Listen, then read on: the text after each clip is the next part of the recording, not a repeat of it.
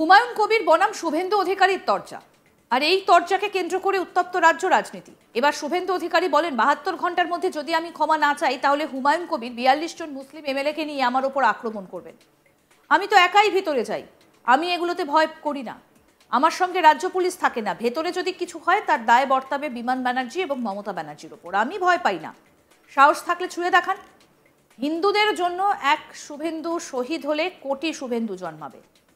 মমতা ব্যানার্জি হিন্দু বিরোধী, তা দুবার প্রমাণ করেছেন। আসুন আপনাদের শোনাই এই বিষয় নিয়ে কি বললেন বিরোধী দলনেতা শুভেন্দু অধিকারী, শুনুন।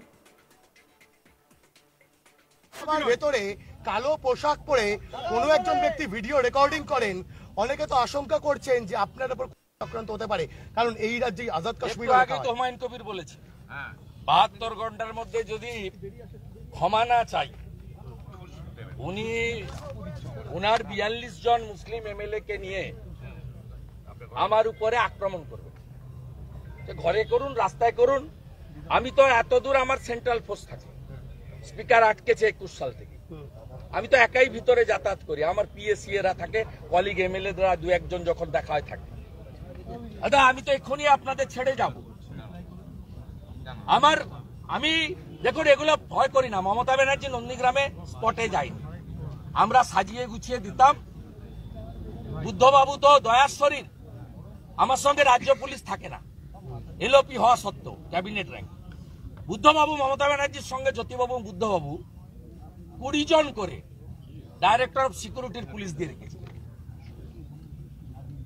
ভিতরে যদি কিছু হয়, আমি যেদিন হাউস শুরু হয় সেদিনই আমার পিএ প্রদীপ চ্যাটার্জিকে দিয়ে সুকুমার রায়কে জানিয়েছি, যেদিন এই বাজেট সেশন শুরু হয়, যে ইনসাইড দ্য প্রিমিসেস একটা যদি কেশাগ্র স্পর্শ করে কেউ, রেসপন্সিবিলিটি গোজ টু বিমান ব্যানার্জি এন্ড মমতা ব্যানার্জি।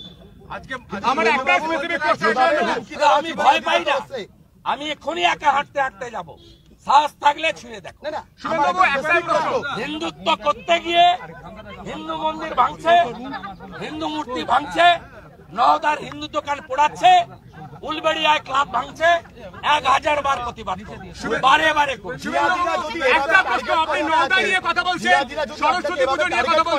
এই রাজ্যের প্রশাসন ব্যবস্থা নেয় না, আজাদ কাশ্মীর লেখার পরেও দেয়াল মোছা হয় না, একজনও গ্রেফতার হয় না। তো আপনি তো হিন্দুদের জন্য এক শুভেন্দু শহীদ হলে কোটি শুভেন্দু জন্ম নেবে।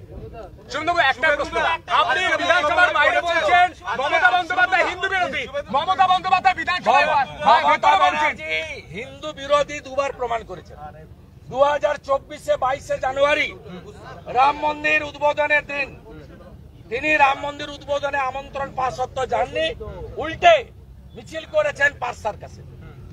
মমতা ব্যানার্জি ৬৬ কোটি হিন্দু পুণ্য স্নান করেছেন, তাতে সব দলের লোক আছে, উনার দলের ৫০ জন এমএলএ স্নান করে।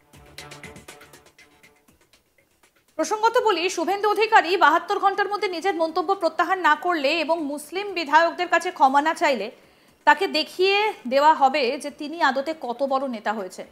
বলছেন হুমায়ুন কবির, শুভেন্দুকে আসলে ৪২ জন মুসলিম বিধায়কদের সঙ্গে সরাসরি মোকাবিলা করতে হবে। কি বলেছিলেন তৃণমূল বিধায়ক হুমায়ুন কবির, আসুন এবার সেটা শুনে। মারতে আসেন তো ওনাকে কি আমি রসগোল্লা খাওয়াবো নাকি?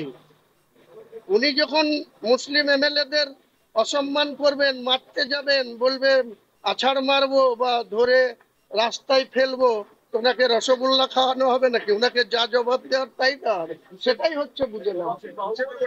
হ্যাঁ, ঠুসে দেওয়া, ঠুসে। উনি তো আছাড় মারবো বলে আমি ঠুসে দেবো একদম। উনি যদি দেখাতে পারেন ১০০ বার আমি হুমায়ুন কবির ওনাকে বলবেন ২০১৬ সালে উনি তৃণমূলের এমপি ছিলেন, জেলার অবজারভার ছিলেন।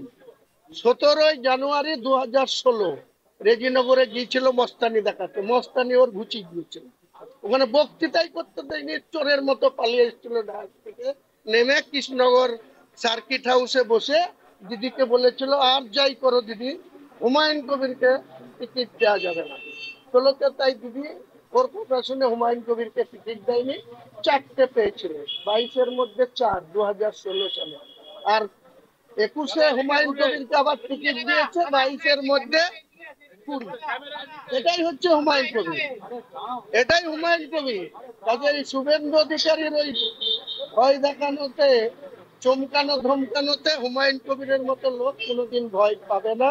আগামী দিনে আমরা দেখাবো উনি কত বড় শক্তিশালী হয়েছেন।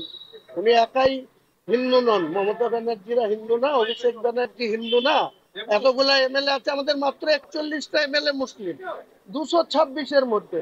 তো উনি যখন মুসলিমদের এখানে পার্সোনাল অ্যাটাক করছে, তো ওনাকে আমরা ছেড়ে দেবো? উনিও কত বড় হিন্দু, আর ওনার পিছনে কটা এমএলএ ওনার হয়ে আমাদের সঙ্গে লড়তে পারে সেটা দেখা যাবে।